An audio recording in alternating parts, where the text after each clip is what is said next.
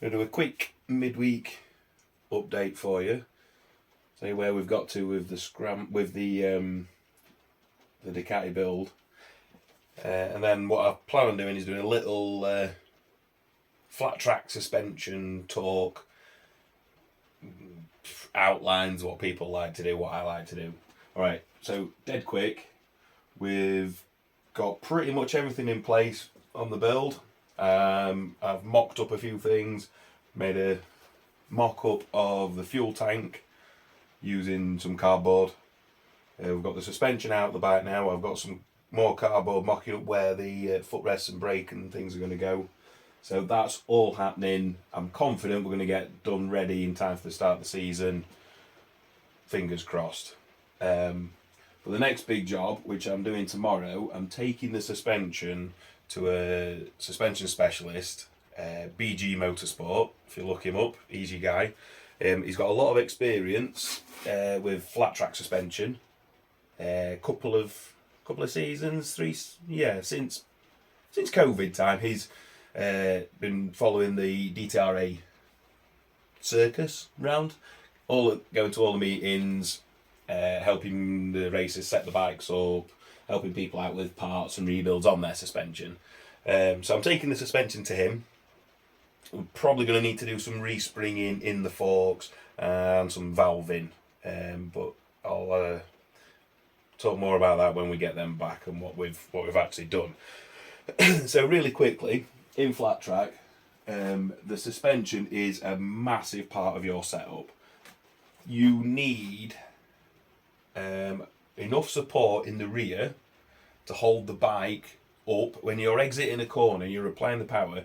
If it's too soft, the bike will squat and then buck, and it'll do that sort of seesawing motion. You won't get any drive. If it's too hard, the rear will just spin and you'll sit there just completely broadside, wheel spinning. You'll look cool, but you won't be going anywhere.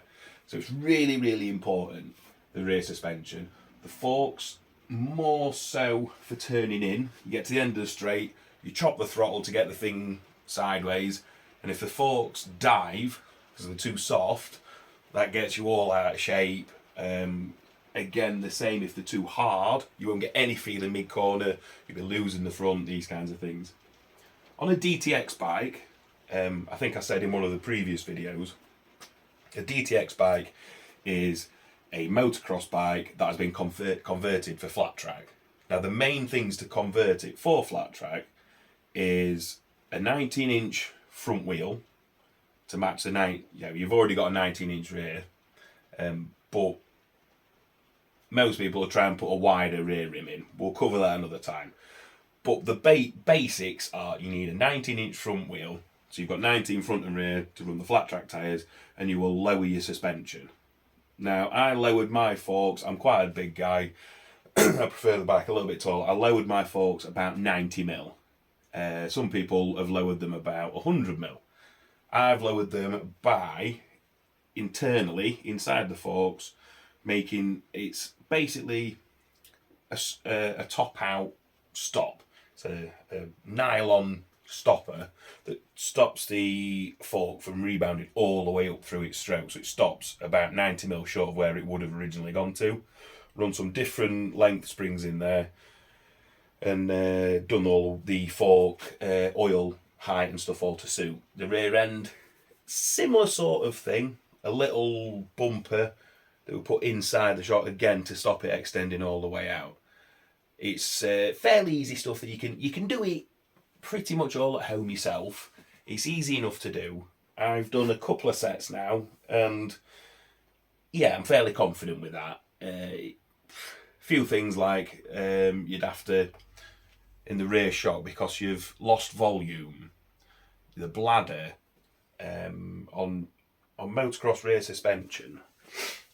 I'll show you on this, but I haven't got one to hand, where they have the sort of canister is like effectively a part of the shock, and in there what you have is a rubber bladder, and what that does, that compensates for the oil that's lost because of the diameter of the rod. Difficult to explain, but as your suspension actuates, it goes in, and that rod is taking up space, and so you need to allow for that so that the oil behaves in a controllable manner, and that's what your bladder does. And that's filled with pressurised nitrogen, high pressure, to keep the oil forced in where it needs to be, but does allow for it to expand and contract. So for that's just the sort of basics on a DTX bike. Now on a framer, I would say a framer is a bike that is a specific frame made for not for its original engine. It's like you've taken an engine and you've made a frame specifically for Flattrack. That is what I believe is a framer. It's not a standard road frame or a DTX bike. It's its own thing. It's a Flattrack bike in its own right. So for those, it's similar sorts of ideas with setting up a DTX bike, but your geometry is slightly different. I think framers, you can get away with them being a little bit firmer, your rear end especially. A lot of people will run R6 front forks. I'm going to try and remember the model, 5EB, the early R6 ones with the right way up forks. They are the sort of go-to forks what everybody runs if they're building a Flattrack bike. 5EB forks, and I know of people in the States running Harley Hooligans, like big, heavy, 200 plus kilo bikes, running standard R6 front forks. They've not upped the spring rate, they've not changed the damping, they are literally from the road bikes bolted in and run really fast. They're some fast guys, they know what they're doing.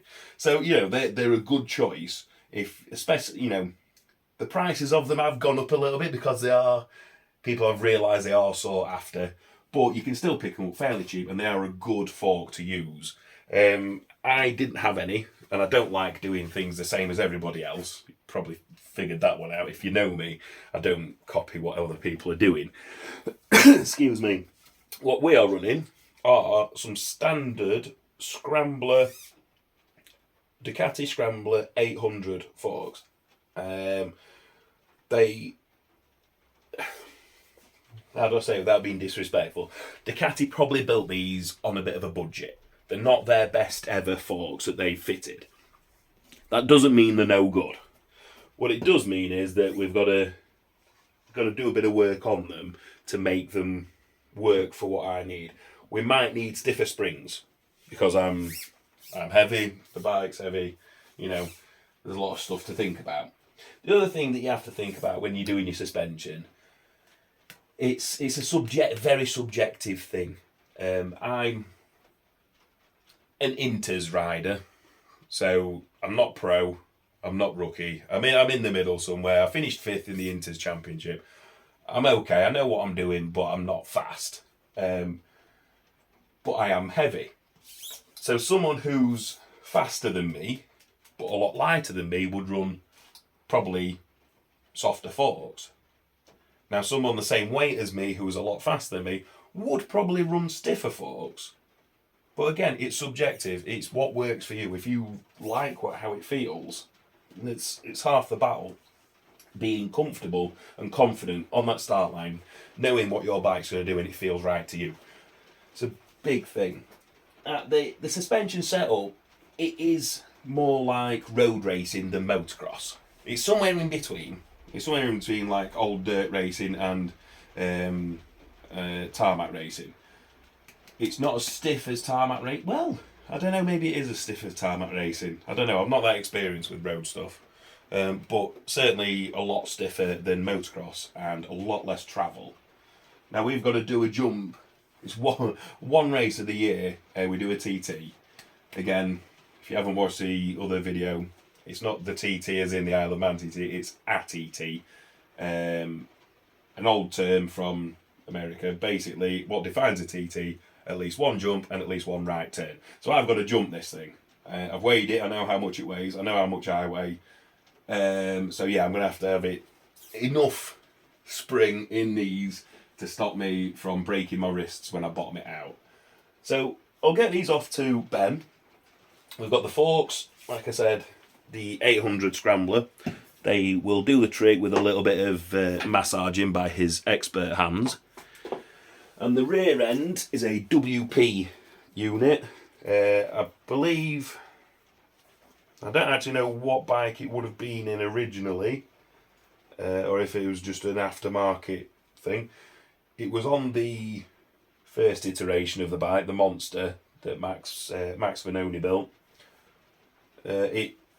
It's a similar length. I think the shock that Mike from Survivor Customs, who built the frame, I think he used an SS, a 900 SS shock, which eye to eye, and the width of the clevises for the eyes is all the same. So, you know, I was very lucky, and I just bolted and thought, well, actually, it's pretty much bang on. So again, I've done all the measurements. We've weighed everything. Ben's going to do all the calculation, figure it all out so we know what we need. I can tell him how I sort of want the bike to feel. I want it fairly firm, but you know, he knows all that sort of stuff, and he's got all the data. And what I'm going to do when I've got suspension back, when the bike's finished, bodywork's off for paint as well. That's going to be really special. Excited to reveal that actually. So when it's back and we've got everything done and everything's cleaned up, we'll do a big reveal video, and I will explain the geometry, where everything's set up. There shouldn't be any secrets in bike racing. It's ridiculous. We're not earning money from it. We're not professionals. The more people that can get their bike set up well and enjoy riding it, the better. So I'm all for letting. I'll tell everybody. I don't care. Yeah, you might think my setup's ridiculous. That's fine. That's your choice. But we'll do a good video and I'll explain everything for all that.